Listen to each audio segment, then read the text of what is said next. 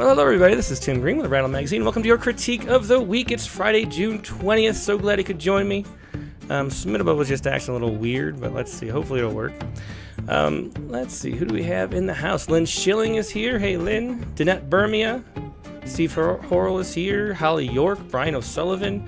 Great to see you, Brian. Nancy Sabanek is here. Dr. Q. Winston Munn. Tom Barlow. Desi Cochran. Dee Coleman. Mary Lisa. D Diminishes, of course. Nancy Tennell is here. Drya Montiado. Got Ali Rowland. Deb T. Dick Westheimer. Jamie Thomas. Jesse A. Maria L. Berg. Morgan Feeney. PMB's here. Lisa Sloan. Faye Srala. Hamet Malik is here. Sarah Rashid Khan. Good to see you all. All right. So, I thought I saw in the submissions, I was looking for somebody to do, because what we do, in addition to going through the oldest poems in the queue, and anybody's welcome to share, I've put it into our decline letters lately, that if you'd like to know more about your submissions and why they didn't quite make the cut, all you got to do is submit them again to Critique of the Week. And so we go through the oldest poems in the queue, and we got up to 200 now, so I might pull that out of the decline letter again, because we don't want too many. But I thought I saw Lynn Schilling with a submission. I was looking for somebody who participates and is here regularly. Is that right? Well, let's see. Well, anyway, here, let me kick the music back up again. I like talking over the music. It's fun. So it makes me feel like a DJ, like a real one. I thought, there's Lynn Schilling. Yeah, let's do Lynn Schilling because she's here right now. We'll kick off with Lynn Schilling.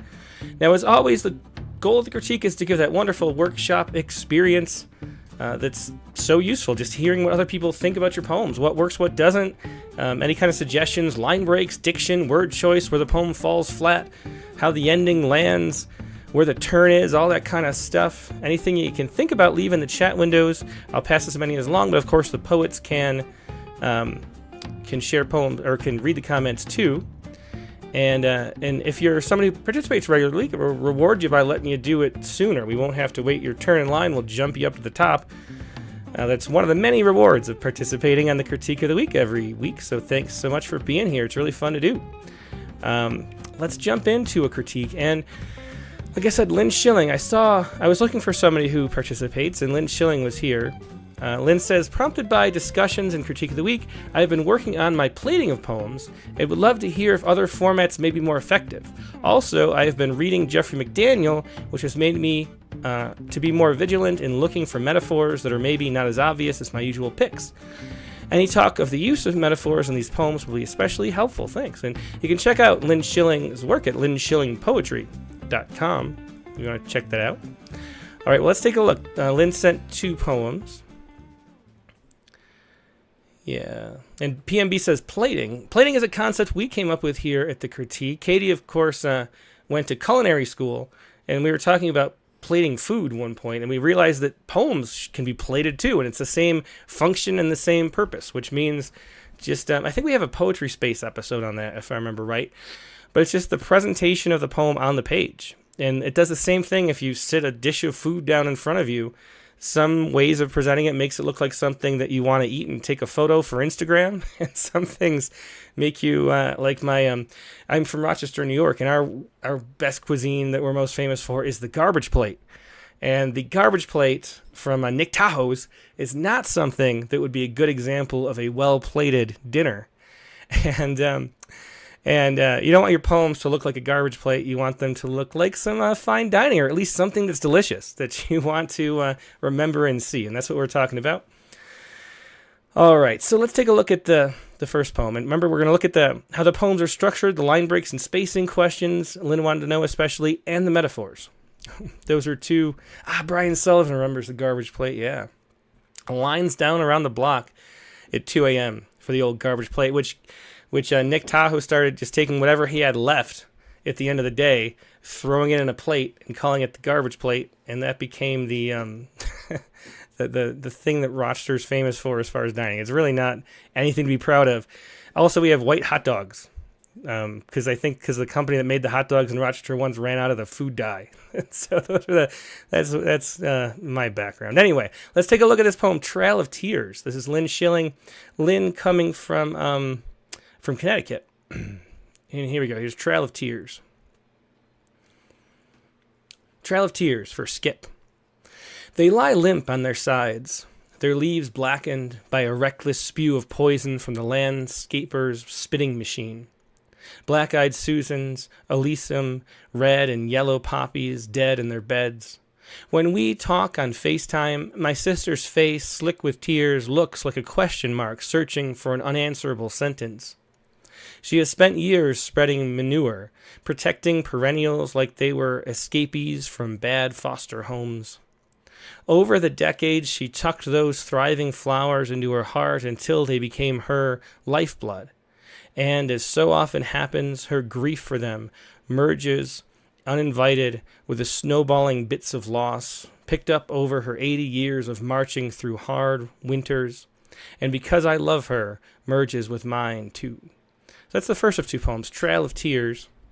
And first off, the title, Trail of Tears, evokes such an important cultural and historical reference that I think I'd suggest a different title just because it sort of points you in that direction, and it doesn't really fit with the poem, so it feels a little bit like, that is one of the worst things to ever happen, and using it that way, exactly. Tom Barlow says, the title refers to such an appalling incident, I'm not sure it can be reused. That's a good way to put it. That's what I'm trying to say. So I would try to think of a different title. I think the title being that, such a tragedy, or appalling incident, as Tom Barlow puts it. It's one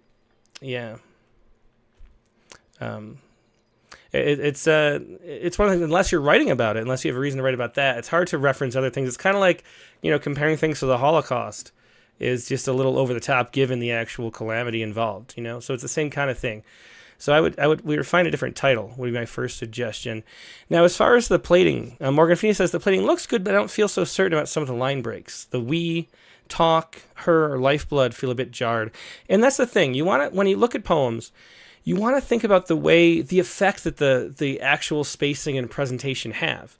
So when we talked about the plating and how it's good to have the poem present nicely and look good on the page, because we didn't really mention this, but if you get, if Thanksgiving dinner, someone puts all your food on the plate and it's arranged in a way that's pretty with the cranberry sauce over here and the turkey and the whatever, and it looks like somebody assembled it with care, you're going to assume that the food is tasty, and the same thing happens with poems. If the poem is assembled in a nice way, just glancing at it, you're going to have a lot more faith when you bite into it, and so that's the concept. So that is one aspect of it. But then also, you have to remember that the line breaks and the spacing of the poem are a kind of guide and should be there to help the reading experience too. Now, this poem has a lot of sort of jarring breaks, I think was the word maybe Morgan Feeney used. And that can work if you want that kind of tension. If it's a kind of topic where the poem feels like you're pushed around and it, you're sort of off kilter all the time, that kind of break can be good. So it just depends how it reads, and based on that, what the topic is. So maybe we should look at this, and I'm going to actually download the file so we can play with the line breaks a little bit. But I'll read the poem again a little more slowly. We can get a sense of it. Now that we talked about those two aspects of it, we can look a little bit more closely at the rest. Let me pull this up though, so I have it ready in case you do want to do that. All right, so here's Trail of Tears again. This is for Skip. And the dedication makes it feel more personal. Yeah.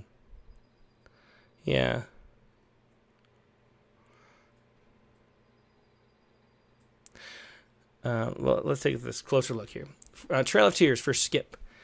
They lie limp on their sides, their leaves blackened by a reckless spew of poison from the landscaper's spitting machine.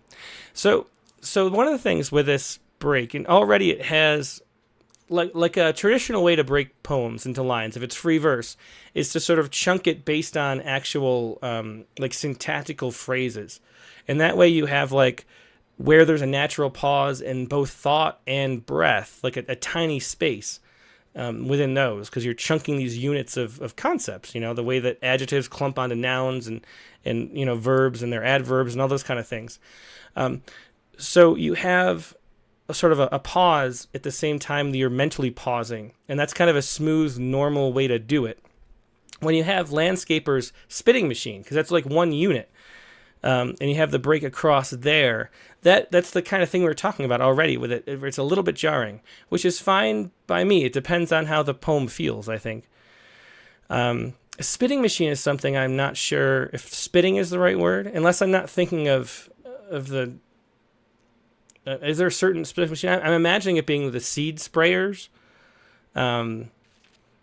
But spitting machine is a weird, to me, way to describe it that throws me off for a second, especially given that line break. Black-eyed Susans, Alyssum, red and yellow poppies. Do you notice how given this is a list, there's a nice way this break here, I guess we're talking a lot about line breaks because Lynn asked, but there's a nice way that, because this is a list, then you get red, which is a list too, you'd have a kind of natural feel, and then going to the yellow. So there's a way that goes along with the way you would read the sentence. Black-eyed Susans, Elysium, red, and yellow poppies. Like, you'd emphasize that red a little bit. And because you'd emphasize that word red, it's a nice place for a line break, because when you say red and yellow poppies, you get a little bit more of that space. Dead in their beds.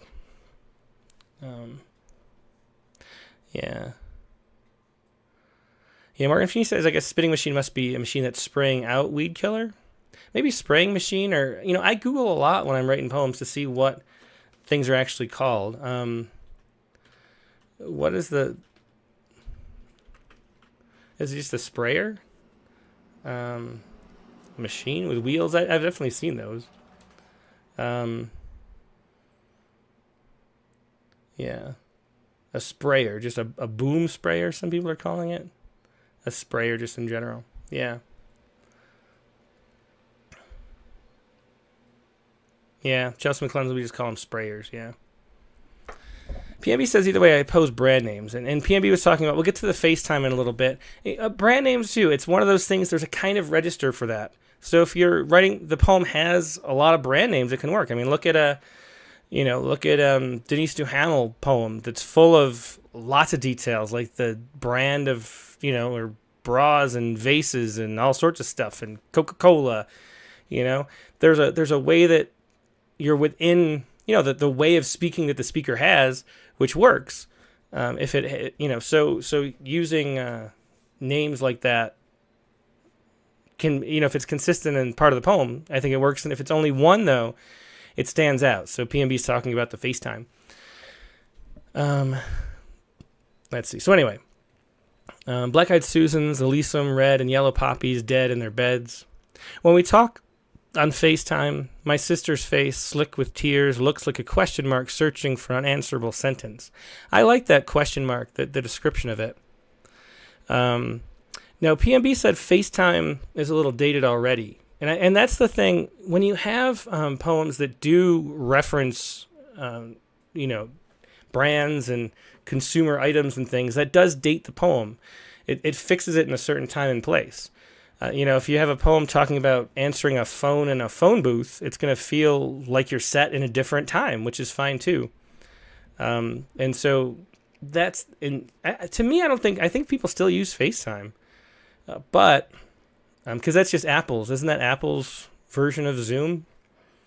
And so I think it's still pretty popular.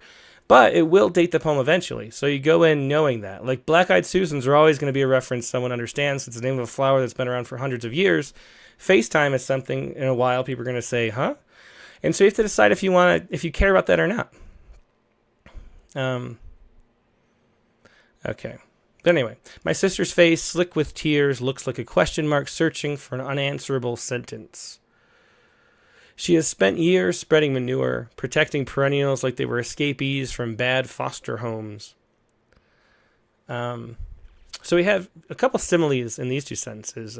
The face looking like a question mark, searching for an unanswerable question. And then we have She spends years spreading manure, protecting perennials like they were escapees from bad foster homes, which is interesting too. Over the decades, she tucked those thriving flowers into her heart until they became her lifeblood. And so here we have another break that's a little bit strong or weak. I don't know what you'd describe it as. Clayton Clark says that I feel like the escapees line is too much. Yeah, I think it is a little bit, in the same way, not as far as the Trail of Tears is kind of over the top. Even though literally it's true, like it works as a kind of metaphor as the title, but just with that historicity, it's sort of too much. I think the escapees, and I agree, from bad foster homes. Yeah, exactly. As Danette Burmia says, the same thing. It's just a little too emotionally charged given the topic of the poem. It doesn't really fit. So, when you have metaphors, everything is, you want it to fit in the same space. You want to have it come from the same place. And having the metaphors that match the content is something really important to think about too. Morgan Phoenix says feels a bit hyperbolic. Yeah. Over the decades, she tucks those thriving flowers into her heart until they became her lifeblood. And then lifeblood, I think, is a little bit cliche too, as Dick Westheimer points out. And as so often happens, her grief for them merges uninvited with a snowballing bit of loss, picked up over 80 years of marching through hard winters. And then we get the Trail of Tears reference picked up. But I think it's, as Hadrick says, it's just too much, I think. So I think this I would, and because I love her merges with mine too, is the end of the poem. I think sort of Michael Antrobus says, tough crowd today. There's some good stuff here. Yeah, it definitely is.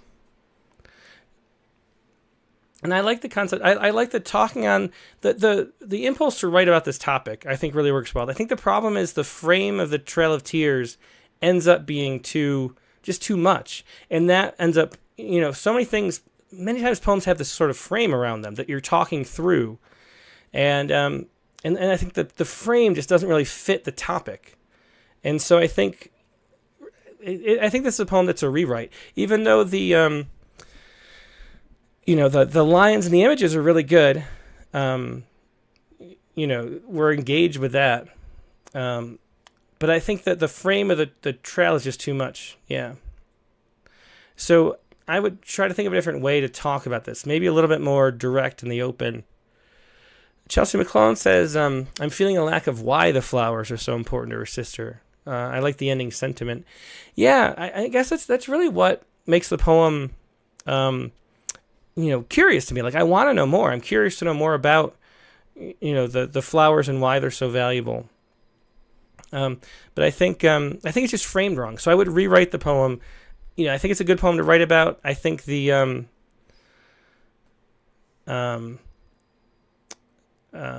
sorry, I was just reading a comment. Sarah Rashid Khan says, I'm a bit slow. Can someone tell me who the they is in the first line? That's the flowers. They lie limp on their sides, their leaves blackened because they were killed by the sprayer. Yeah. Okay. Well, I think so take that topic. It's definitely something that has some emotion there. I like to know more of the story about the sister and why the flowers are meaningful. See that a little bit more clearly. And drop the frame of the Trail of Tears, and I think we'll get the story out a little more clearly. As far as the writing level goes, there's really good images. There's a nice pace to it. There's good writing. So I think the writing is not. It's just the lens that it's seen through that's the issue in this one. Let's take a look at the other poem. This is Mothering, after Al Ortolani. Okay, so we know Al. He's been on the Rattlecast, and we published his chapbook. A teacher, or retired now in Kansas City. And, what is the title of his book? Hansel and Gretel Get the Word on the Street. Yeah. And so this is Mothering, after Al Ortolani. One of the things that I've been talking to Katie about lately is how much after should be in the after, And I think it's just helpful to include more details. So if it's after Ed Ortolani, is this a poem, for example, because we don't know which poem it's written after. And as an editor, it's hard to tell, how much is taken from the original poem, how much it's a response, unless we can find the original poem. And just saying it's an El Ortolani poem, it's not like it's, after William Carlos Williams and it's a poem talking about plums and we know that we're talking about, this is just to say, we don't know what poem we're mentioning. So is it a poem called Fathering, maybe, by Al? It'd be nice to say after El Ortolani Fathering or something like that, just to let us know to find the poem that you're replying to, if you're going to include it. If it's that connected, where it's a response to Al's poem, let us know which poem it is, so that it helps us out. But Mothering, here we go.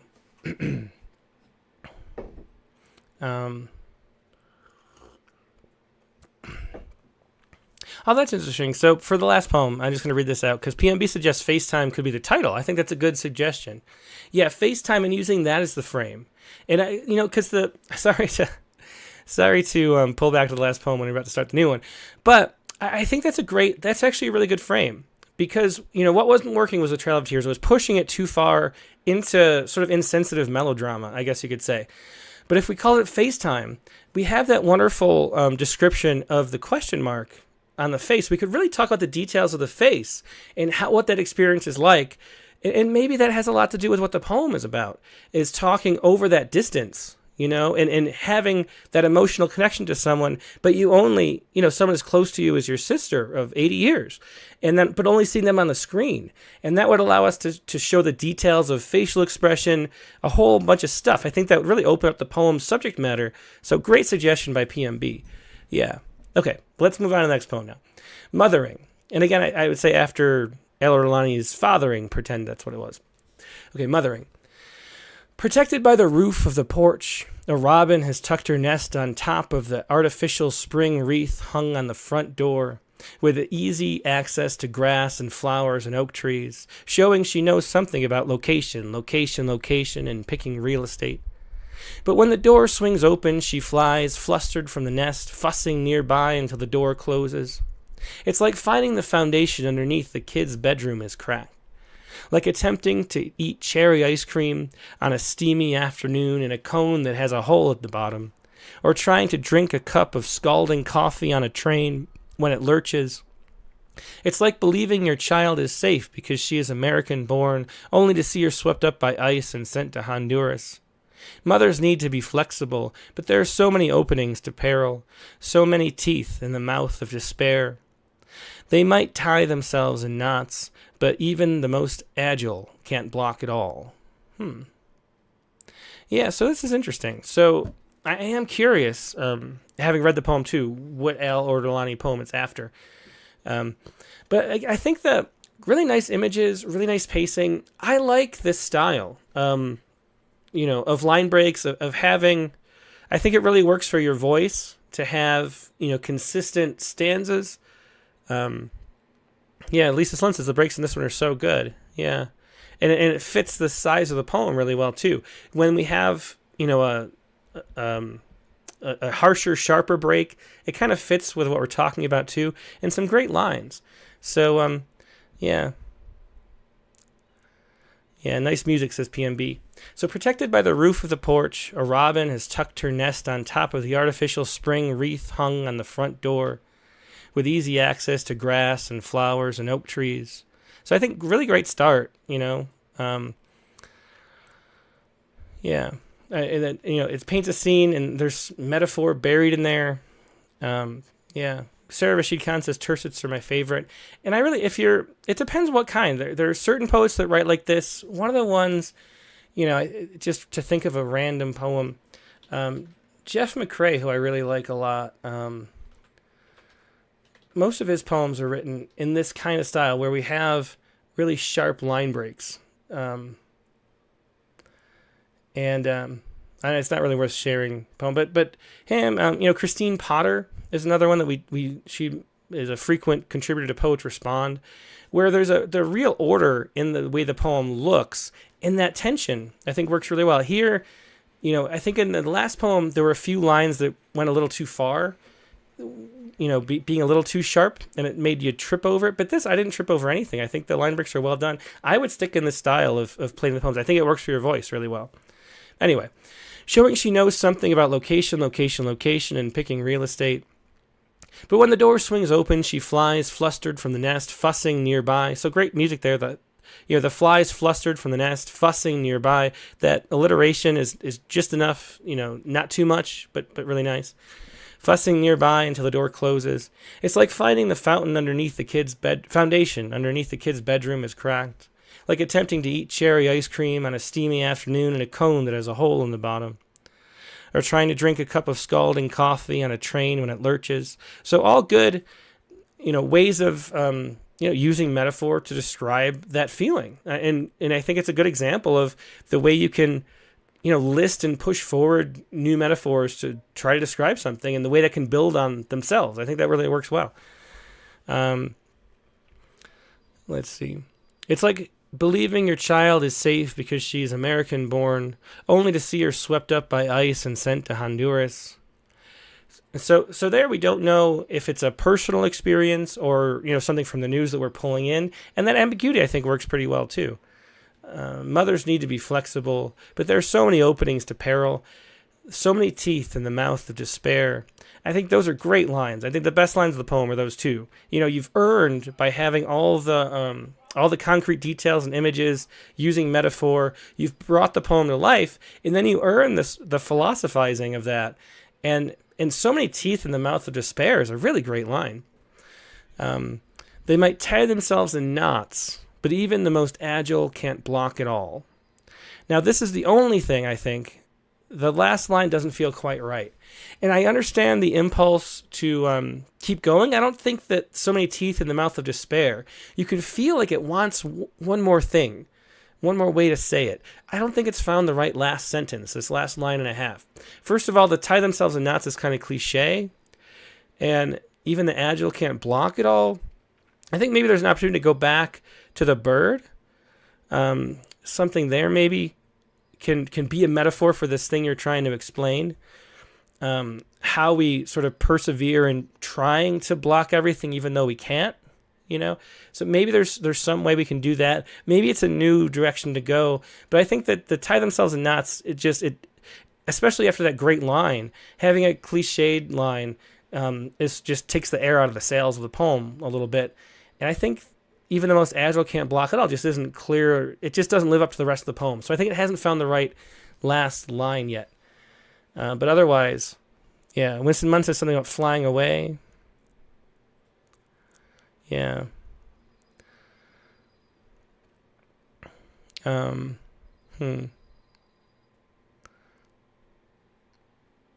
as Amy Dower-Slorzna says, a really bold leap to go to ice, but well earned, very powerful. I love the mothers need to be flexible.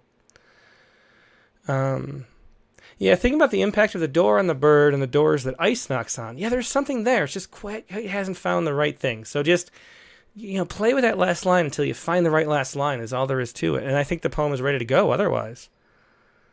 Paul Buckner says maybe ended on so many teeth in the mouth of despair. I think that it wants to have more.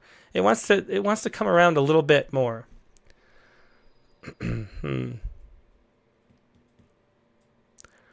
Let's see. PMB says maybe the last should also repeat so many birds. Oh, that's a good suggestion too. PMB are hitting home runs today. Yeah. What if it was like that? There's so many openings to peril, so many teeth in the mouth of despair, so many birds, blah blah blah blah blah. And then what the bird can do. And how the bird can symbolically represent that thought in the last line. Yeah. PMB says so many doors and wreaths and birds. Yeah, something like that. I think that's a great suggestion.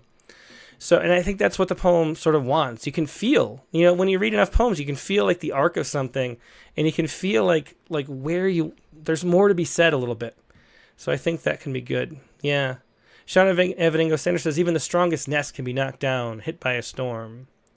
Yeah, something like that. Don't go back to ice. I think that would be too much, heavy with ice or something. I think, don't go that far. But something with the bird. And we want the we want something more there.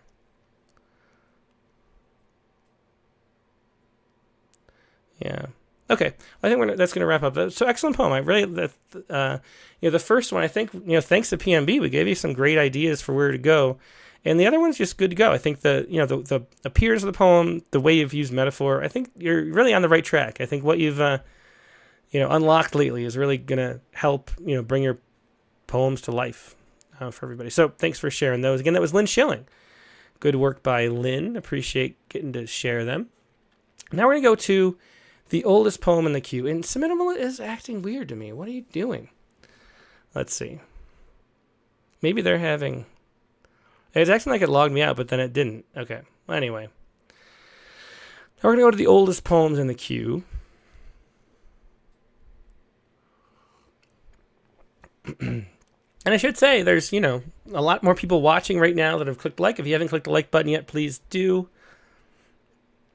Also, good. Hey, to Sherry Poff. Good to see you over there on Facebook as well.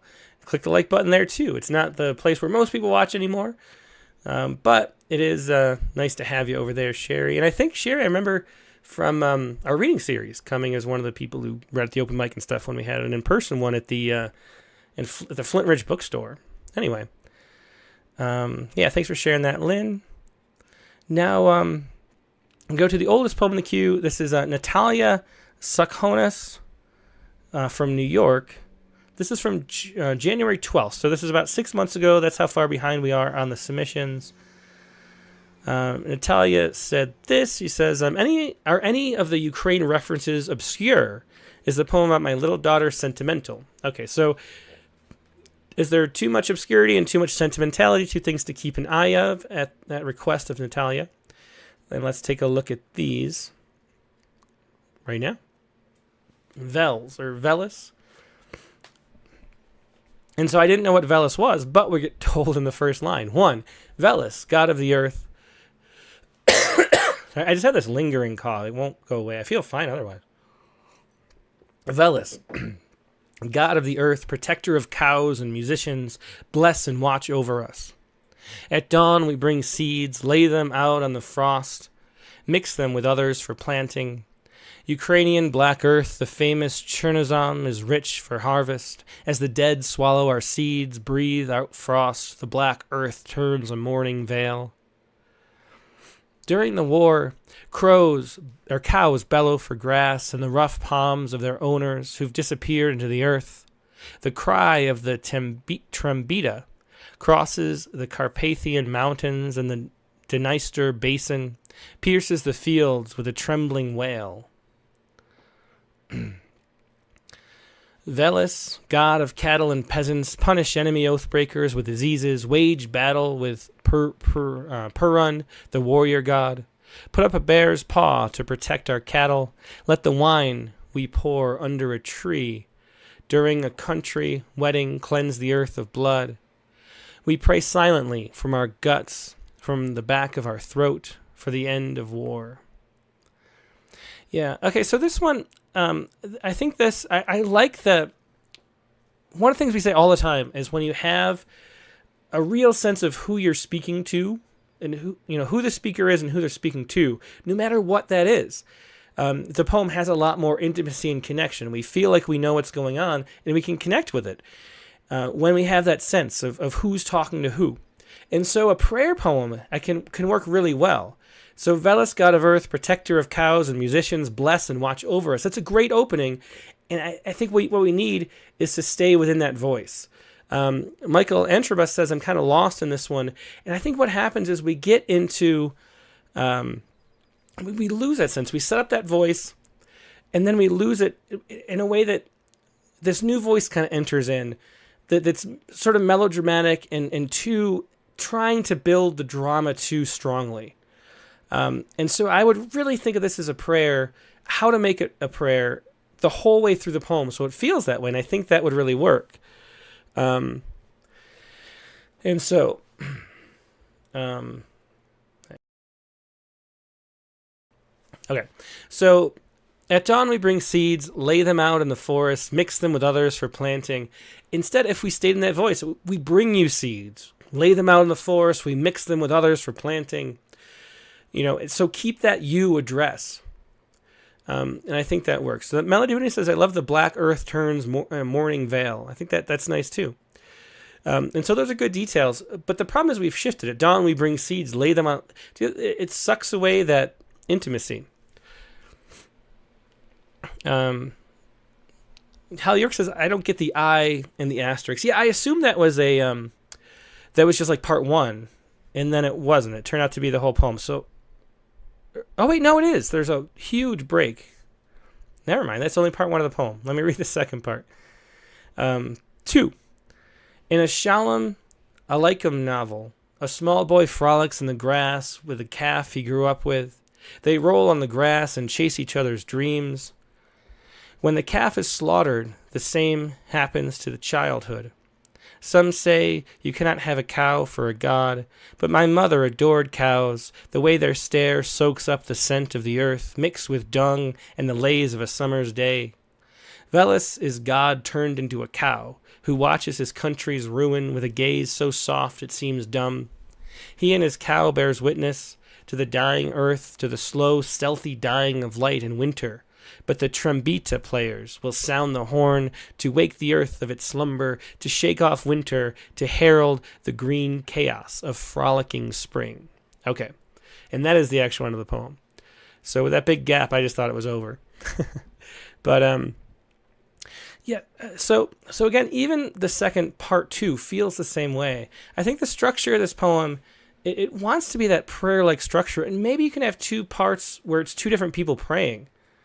Morgan Fee says I'm even more lost in the second poem part, whose childhood? I'm just lost. And that's the thing. I think, yeah. Tom Barlow says there's some great lines in this poem. And Winston Munn says it has a nice rhythm to it.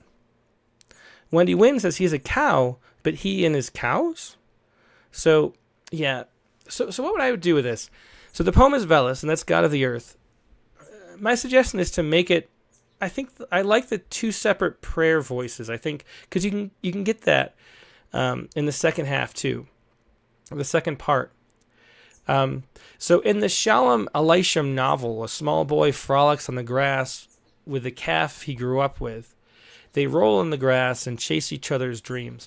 Like this narrator is just not as interesting as the narrator that says, some say you cannot have a cow for a god, but my mother adored cows. That my mother, the personal nature of that.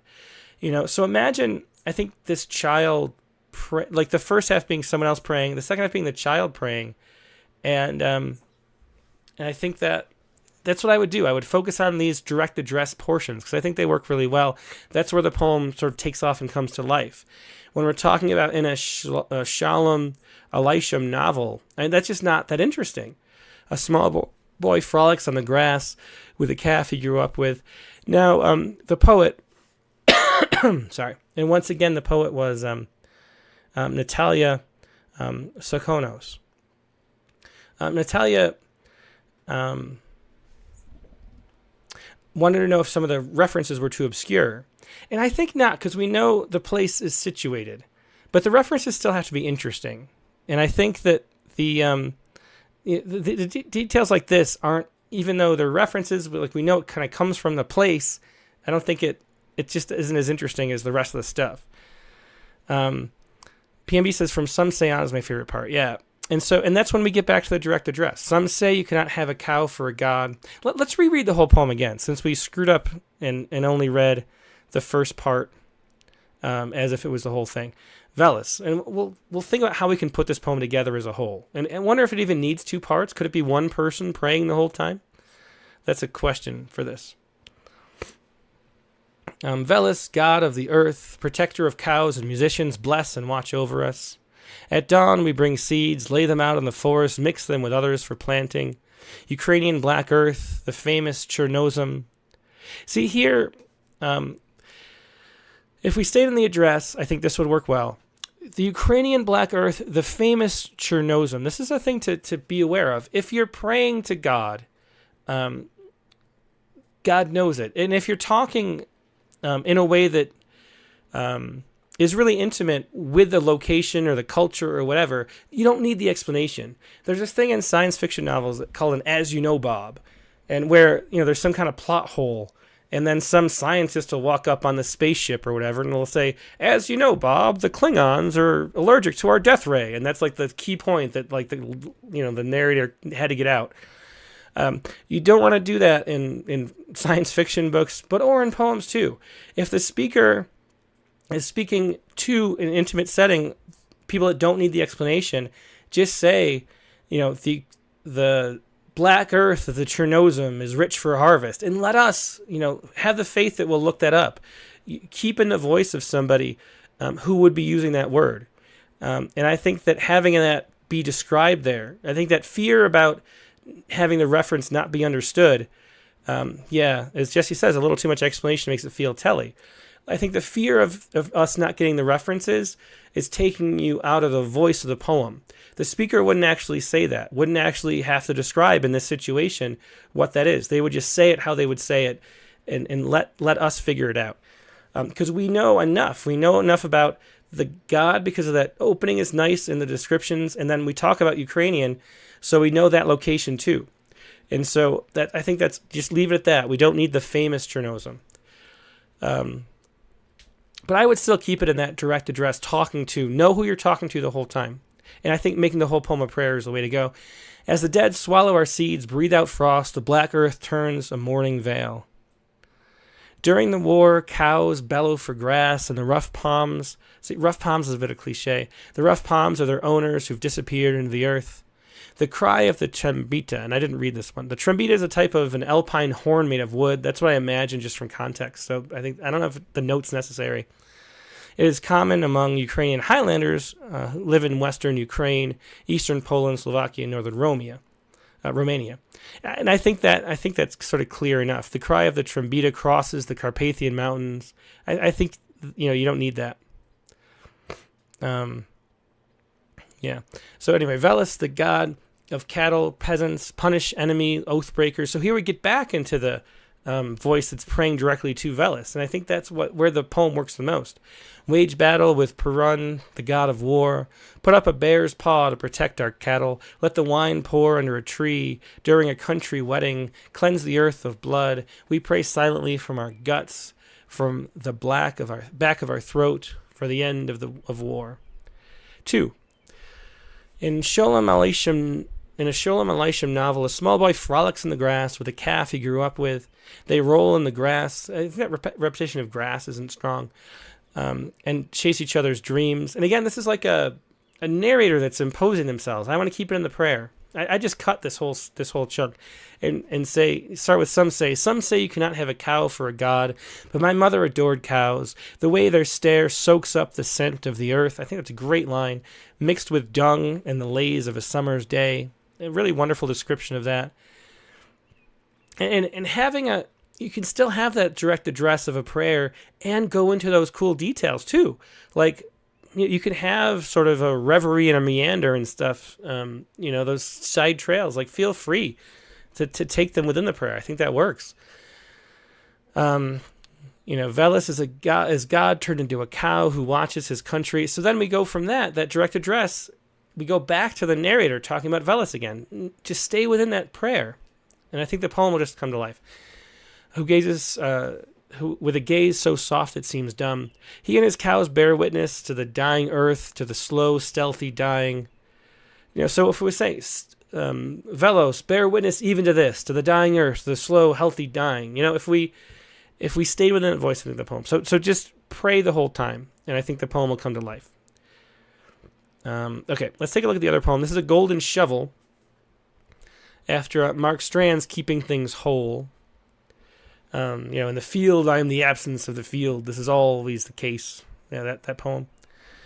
So here's the golden shovel line. If you don't know the golden shovel form, that's invented by Terrence Hayes from We Real Cool is the original, and then there's tons of golden shovels now. It's taking a line from a poem and making that the last word of each line moving down. So here it's when I walk, I part air, and always air moves to fill empty space, or the space. to fill space. I can't remember what is that the right line? Where my body. So this is a little different, actually. I think this is kind of, if we look at usually in a golden shovel, it's just a single word. So my would be the end of the line. But here we have, because I think it is, to fill, moves in to fill empty space. Is it empty? Is empty in there? I'm not sure. Let's see. Keeping things whole. If you're not familiar with this poem, I'll just read it. It's a short poem. It might help with the interpretation of this one too. Because what you want to do, the idea of the golden shovel, is you take the poem and you expand and comment on it. It's sort of like an ekphrastic poem of the original poem with the poem embedded. I think that's the best way to think about it. You want to grow and go some new direction like you would with an ekphrastic poem. In a field, I am the absence of field. This is always the case. Wherever I am what is missing. When I walk, and this is the part that's quoted, I part the air, and always the air moves in to fill the spaces where my body's been. We all have reasons for moving. I move to keep things whole. And so that's the Mark Strand. This is his most famous poem. But see how in a real golden shovel, in a traditional golden shovel, and I think I would try to stick to it. Yeah. As Sean Evening Center says, if you're going to do a golden shovel, you really need to follow the form because it messes this up a little bit. And that's really the fun of the form, is to take the words as they actually are and turn them into an expanded out addition to the poem that's complete, has some new element to it. You don't want to just repeat what the poet already said in more words. That's not, you want to go somewhere new, add your own commentary, but using every word exactly like it is in the poem, but then branching out off of each word for a whole new line is what works. So in here, so it's air moves in to fill spaces, right? So we want spaces, we want to on its own line, we want its own line, we want spaces its own line, and conjugated as spaces. That would be the golden shovel form, and that's the trick of it and the fun of it. So I would stick to it and not be loose with how you're golden shoveling. Anyway, but that's the setup for the poem. At the end, I move to keep things whole. So let's read the thing. Golden Shovel after Mark Strand. And I need a more drink. This peony morning, when my still 4-year-old slips into my bed, I breathe in her honeysuckle closeness, walk in her scent before I remember the tiny lead weights of the day. That's really nice, the tiny lead weights of the day. Oh, sorry, I shouldn't be talking here. Before we part, a gust of air carries our voices into a tunnel, and Nadia's tunnel reverberates with silver bells, while my voice always strains the air with the cajoling demands of adulthood. Its quick moves of anxious fumbling, keys, lunch, wallet, drop-off, waltz in a mad rhythm to fill empty space in the glass atrium of my mind's eye. Nadia's voice is a dome where May storms rush in. Sorry. My head presses against the glass while my body longs to fuse with my daughter the way it had been 6 years past when we spoke, ate, and moved as one, and all we knew of the world, its warmth, the stealthy entry of night, is what we had together. 2 years I breastfed her for reasons of our plague. Late little sprite, she tumbled down sofas and chairs, never waiting for us to catch up with her red curls, always moving while she put intricate puzzles together, and I am mesmerized because her fingers move so deftly, as if she knows too, to weave harmony between the fragments or to keep May light falling in a lilting rhythm, to loosen the flow of things. When her limbs tangle with mine for a petal blossom instant, I feel whole. All right, yeah. So I like the concept of using this as a golden shovel. I think it's a great use of it to take what Mark Strand was talking about with this sort of metaphysical, philosophical conceit and turning into about being a mother and that intimate relationship and being whole like that. I think that's a really great use of the form, actually. It's the perfect way a golden shovel can add on to the original poem. So I think that's great. As some are saying, Sorry. Sean Evaningo Sanders says, I think the indented lines make it hard on the reader to see those end words clearly, which is part of the fun of reading a Golden Shovel. Yeah, I think so too. But there's some, so it makes it doesn't quite feel Golden Shovel-ish. And I think the main thing here is I would make it a more true Golden Shovel. Try to get the lines sort of ending a little more consistently, not being ragged all over the place, and reworking the poem that way into the form that it is, because I think it's a great use of it, and the ending is wonderful too, and a lot of really wonderful lines. Let's read the poem one more time, so we can pick out some little details. Golden Shovel after Mark Strand. This peony morning, when my still 4-year-old slips into my bed, I breathe in her honeysuckle closeness, walk in her scent before I remember the tiny lead weights of the day. Like I said, I love that line, the tiny lead weights of the day. Before we part, a gust of air carries our voices into a tunnel, and Nadia's tunnel reverberates with silver bells, while my voice always strains the air with the cajoling demands of adulthood, its quick moves of anxious fumbling. That feels a little bit wordy to me. I wonder if that concept could be scaled back. But I like I like Nadia's tunnel reverberates with silver bells, and I like the demands of adulthood. I like where it's going. It's just a little bit wordy. Keys, lunch, wallet, drop off. Waltz in a mad rhythm to fill empty space in the glass atrium of my mind's eye. That glass atrium is nice too. I think it's a little bit, where Nadia appears. It's a tiny note, but I think it takes a second to realize that I'm talking about my 4-year-old Nadia, because she was introduced as my still 4-year-old, and I think maybe I would just change the title Golden Shovel for Nadia after Mark Strand, and then we sort of know when the first person mentioned and described is my 4-year-old, that's Nadia, and then we don't have that moment where it's a little bit confusing. Anyway, Nadia's voice is a dome where May storms rush in. I like that too. A really nice metaphor. My head presses against the glass while my body longs to fuse with my daughter's the way it had been 6 years past when we spoke, ate, and moved as one. I think too, there are a lot of run-on sentences here where if we stopped and let the sentence finish and picked up a new sentence, the rhythm and the flow would be easier to follow. And part of that's the raggedness of the sentence, or the lines. But part of it is that they run on a little bit in a way that's hard to follow. And it just piles on top of each other. So, my head presses against the glass while my body longs to fuse with my daughter's. Just let us stop there with a period. And then you could say, 6 years, for 6 years we did this, so then you can just move on and have it be broken up a little more clearly. Spoke, ate, moved, and one, as one, and all we knew of the world. Its warmth, the stealthy entry of night is what we had together. I like that, is what we had together. 2 years I breastfed her for reasons of our plague. So that feels, I think this is the most sort of inauthentic kind of line in the poem. It just doesn't fit. It's not something somebody would say. I breastfed her for reasons of our plague. Both, there's a breastfed her for is a clunky kind of construction, and then reasons of our plague is not a construction you would use, and then plague isn't the right word. So this one, I would rephrase that. Little sprite, she'd tumble down sofas and chairs, never waiting for us to catch up with her red curls. That's a really nice line.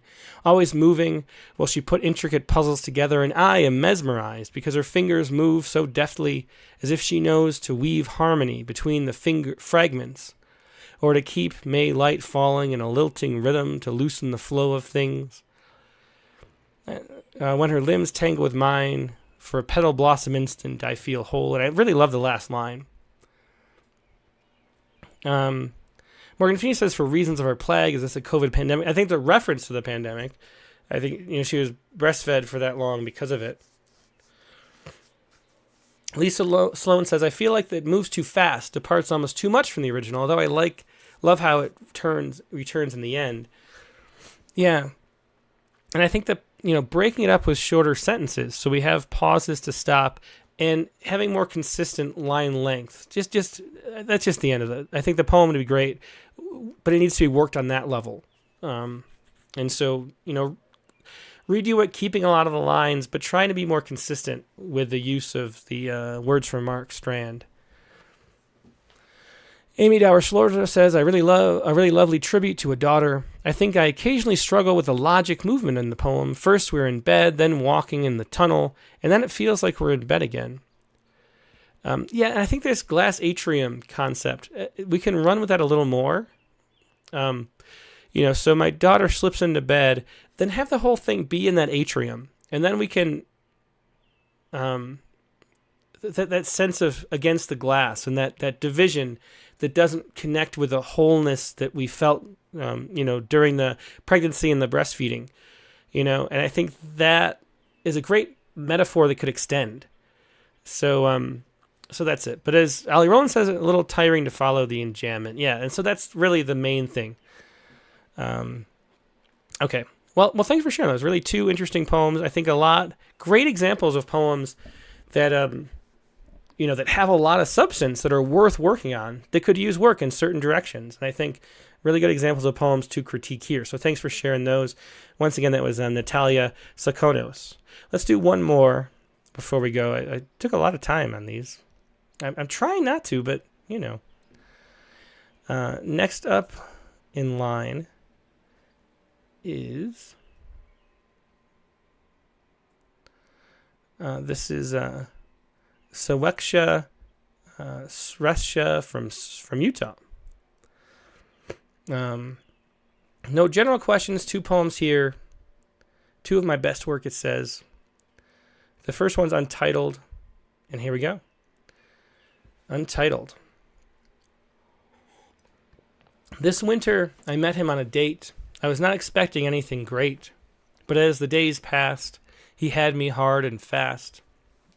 I leaned into pleasure, beyond any measure, where my no actually meant no. My wants were not a sideshow.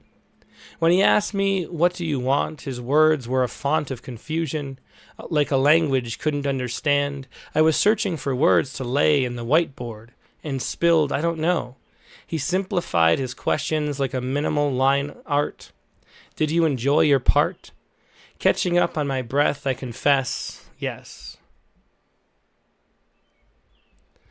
Yeah. So for this one, I think the rhymes are driving the poem very often, and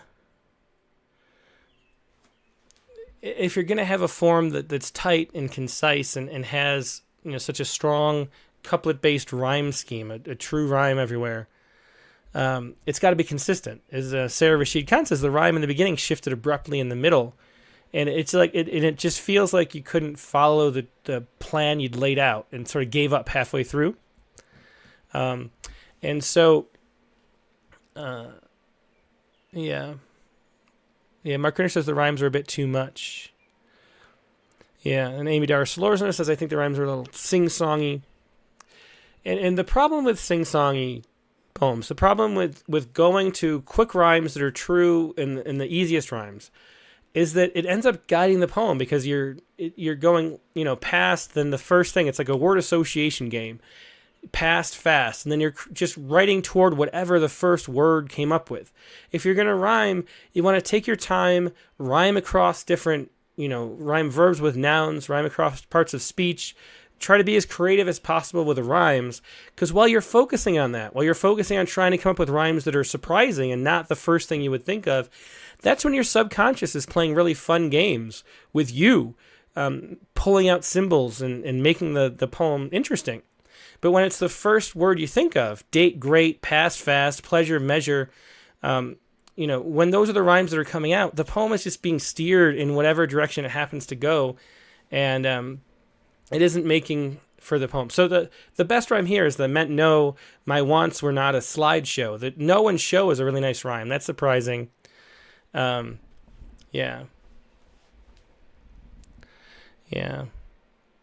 Steve Harrell points out, I don't understand why some I's are capitalized and some not. Yeah, the consistency. There's some nice lines, though. And some nice, yeah. Desi Cochrane says, maybe just me. The first stanza puts me almost in a limerick register, and I don't take the poem seriously. And that's the thing, too, with poems that rhyme that tight and quick. It's hard to take them seriously, I mean, there's certain poets that do it. So, yeah. So more lines, as Maria Burke says, no means no with Sideshow was a fun surprise, so I was expecting some great things from there. Yeah. And there's some really nice wordplay. There's some nice attention to sound and rhythm. Yeah. When he asked me, sorry, what do you want? His words were a font of confusion. I like that too. And the impulse too to mix it up and break it. Like a language I couldn't understand. I was searching for words to lay on the whiteboard. And the whiteboard, we've completely lost at this point the rhyme scheme and what we're doing. And that's where it feels like we kind of gave up. But I love the font of confusion. And if you can, make the line break there, break it there, and then come up with a rhyme for confusion, and keep the poem in this form, I think that's the way to go. But I don't understand the whiteboard is like a far stretch. He simplified his question like a minimal line art. A minimal line art is a little bit of an odd phrase too. Did you enjoy your part? And again, that's one of those art part rhymes where it was written just to fit. Yeah.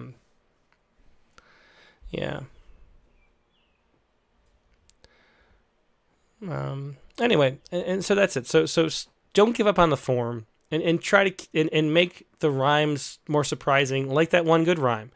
So I think there's some really nice, a few nice elements to this poem, and you just got to focus on those and work at them and make them consistent.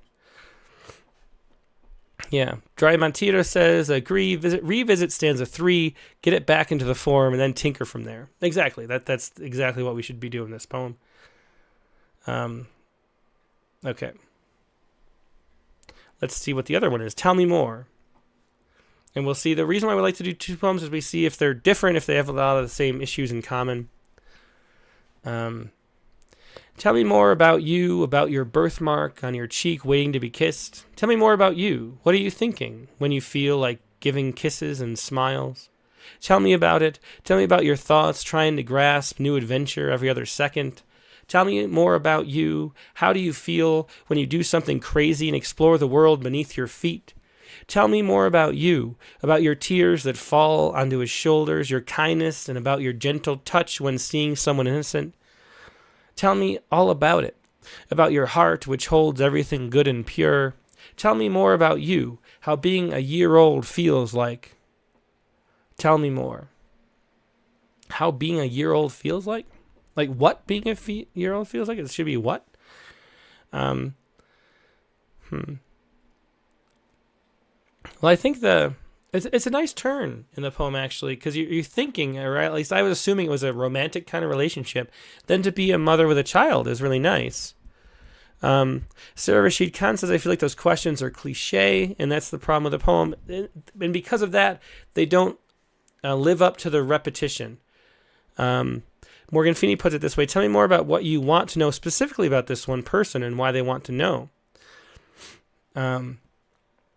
Yeah, so, if we're going to have this repetition where it's tell me more about you, each detail should be very specific. And not things that are just general. Because really, asking us to repeat and reread over and over again, tell me more, it gets really redundant. But having specific details and unique things to point out there will keep that form alive. But as everyone's enjoying though that turn at the end. Tell me more about you. I think it should be what being a year old feels like.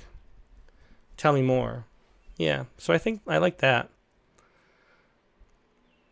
Yeah. And Ryan McCarty points out, and it's a great example, that the first stanza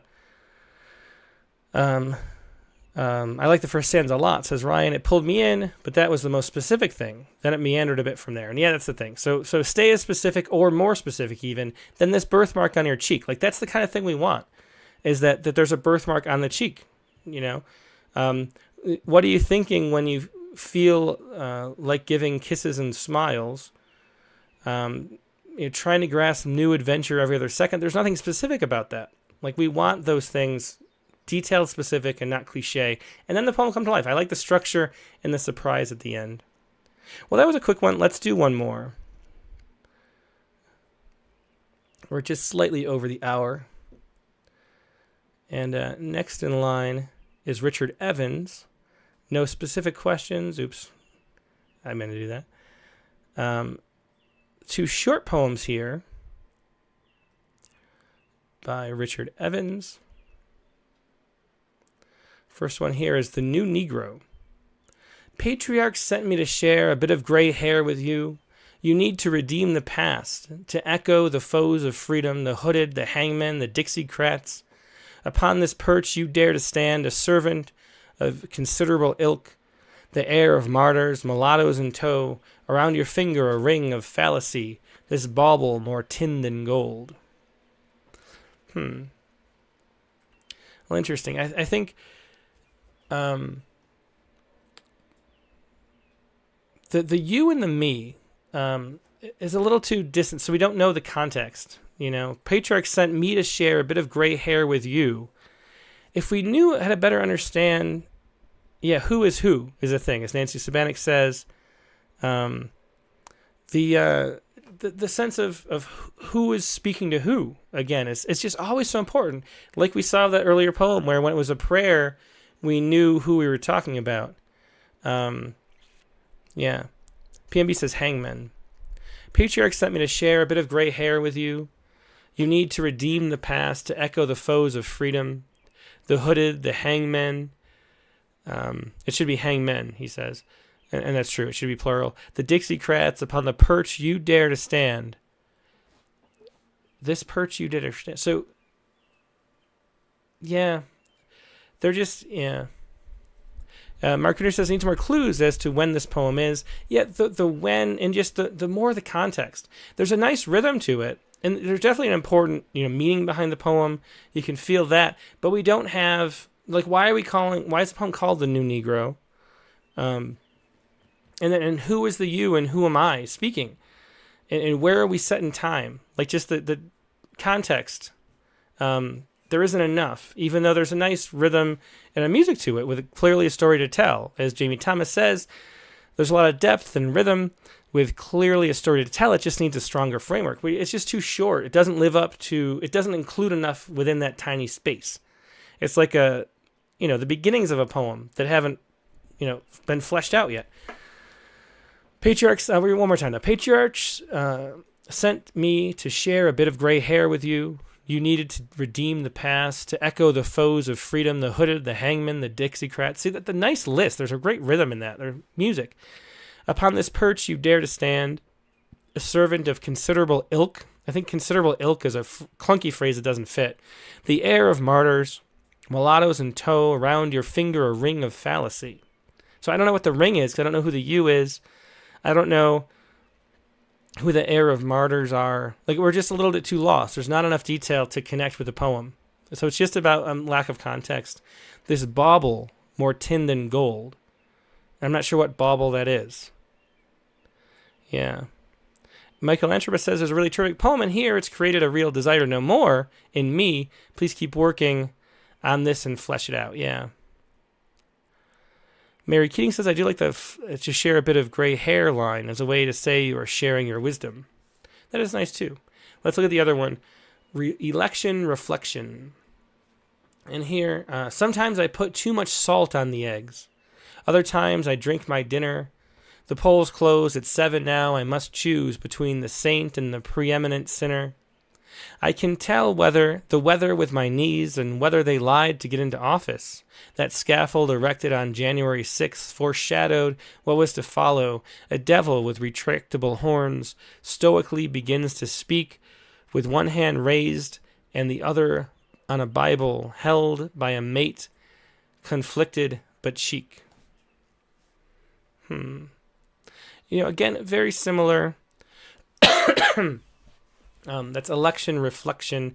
Here we know more of the context, of course, because we, talking about the election, then the January 6th. But as Nancy Sabannik says, political with no specifics. Morgan Feeney says, I love the first 2 lines here, but get a bit lost afterwards. Paul Buckner says, nice. Yeah. I like the way, I like the first line too. I'm glad people are pointing that out. Because election reflection, you expect it to be a first line. It's something very different than sometimes I put too much salt on the eggs. I like that. I like that a lot as a symbol. Yeah. Ryan McCarty says the first line had me, and the second, as a follow-up, created all the character I need. Other times I drink my dinner. Yeah, that's really nice. And the specific, notice how the specificity of that, makes us really connect with it. The polls close at 7 now. I'm not sure about this line break. It's 7 now. I must choose between the saint. Why not? It feels like it's just to make the shape of the poem this way. But the other lines don't, force it in either. So it's a little bit strange. Yeah, Lisa Sloan says, I love the way it starts with detail, personal choice, but it just gets a bit cliche from there on. Yeah, and it's sort of a typical, political sentiment, expressed, and not in a way that's interesting. As interesting, it's a great example of the way that, poetic thinking is symbolic. And sometimes I put too much salt on the egg, says so much. Other times I drink my dinner as a follow-up to that, says so much. The rest ends up being more, instead of symbolic, it's more sort of rational, expected thinking. And it doesn't work as nearly as well. It doesn't hold as much. The whole thing about a line like sometimes I put too much salt on the eggs, that's a symbol which is like a distilled truth that has so much more contained within it than any sort of comment you can make that you know about, And so those are the kind of lines to write toward and focus on and try to find. The rest just doesn't live up to that. Between the saint and the permanent sinner, I can tell the weather with my knees and whether they lied to get into office. That scaffold erected on January 6th foreshadowed what was to follow. See, none of these lines are nearly as interesting as those first 2. A devil with retractable horns stoically begins to speak with one hand raised, the other on a Bible, held by a mate, conflicted, but chic. The chic is nice, though. That's a surprising kind of turn there, and a nice distant metaphor, too. I mean, the speak and the chic rhyme, I should say.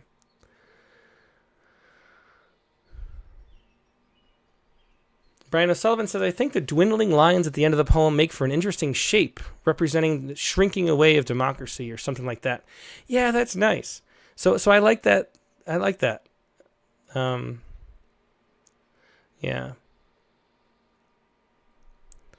Morgan Phoenix says, conflicted but chic has me really confused at the end, actually. And me too. I don't know what chic means, but it's at least surprising. It's at least something that we don't expect. Because once we get into the scaffolding and erected, and we know it's about, the most recent election, and, there's just nothing surprising about it. Sean Evington with Sanders says, mate conflicted, but chic is Melania. Yeah. So, so I think focusing on that self, the lines that surprise, and avoiding, Ryan McCarty says there are some great ideas in here, though to build on, the telling the weather with your knees is familiar, almost cliche, but saying that it works as your political lie detector is too fun. Yeah, I like that too. So sometimes I put too much salt on my eggs. Other times I drink my dinner. The polls close at 7 now, and I can tell the weather, or some can tell the weather with my knees, and I can tell whether to lie to get into office. Like moving into that direction a little bit, I think would make the poem, and focusing on that, how it's affecting me personally in this space that I'm in. And we get then we get to experience something fresh and unique and idiosyncratic to you, which is what we really want. We want to share our stories, and not the generalizations that could be, a Facebook post or something just aren't that interesting. So, yeah. Okay.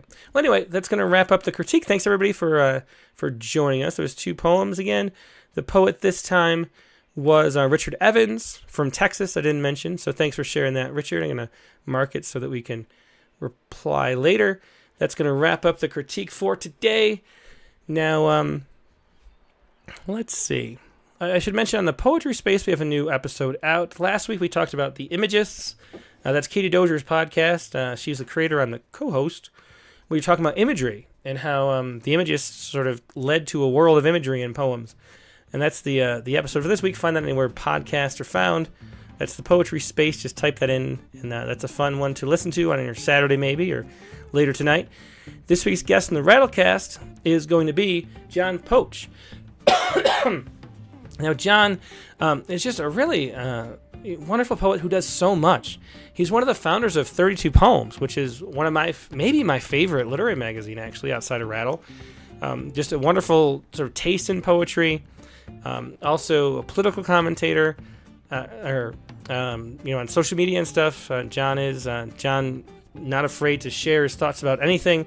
Also has an anthology of books from a Christian or poems from a Christian perspective. A critic, notes on the poet, a little book of criticism is there too. Translates poems from the Italian. He just does so much. John Poach. Really looking forward to getting to know him better. Now, the prompt for this week, if you haven't written your poem yet, was to, and I always got to make sure I get the wording right, write a poem in which space is very important. Include a scent. So that is your prompt for this week. Your guest is John Poach, Rattlecast 2 number 298, Sunday, June 22nd, the regular time, 8 p.m. Eastern, 5 p.m. Pacific. Hope to see you there. Hope you have a great week. In the meantime, we'll talk to you later. Goodbye.